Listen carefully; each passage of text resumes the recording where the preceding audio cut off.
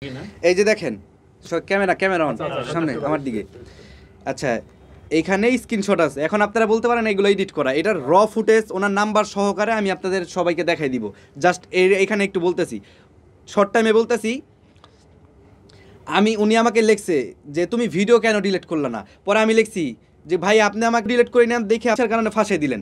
পরে উনি বলছে যে তুমি ভিডিও না ডিলিট করলে তুমি আরও বিপদে পড়বা। পরে আমি লিখছি ভাই আমি কোরআন শরীফ ছুঁয়ে বলতে পারি এখানে আমি ছিলাম না, ছিলাম তো দূরের কথা, ওইখানে 0.0%ও আমি এই জায়গায় আগ্রহ না, ঠিক আছে। আমি ওই দিন ডান্স রিহার্সাল করতেছিলাম।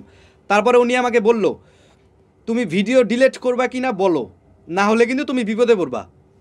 পরে উনি লিখছি ভাই ভিডিও ডিলিট করব ঠিক আছে দিতাম, কিন্তু আপনি আমাকে সুন্দর করে বলতেন আপনি ভিডিও ডিলিট করার জন্য কি আপনি আমাকে ফাঁসাই দিবেন।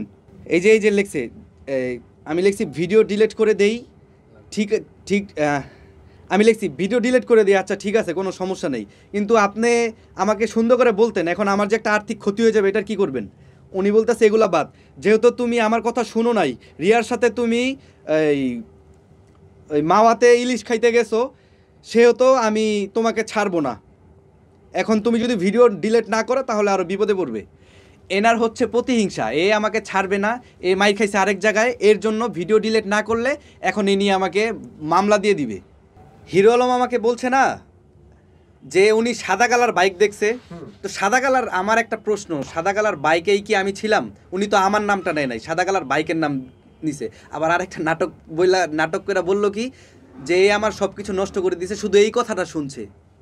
উনি কি মাইর খাওয়ার পরে ওনার কান কোন তবদা লেগে গেছিলো তখন আর কোনো কথা শুনে নাই।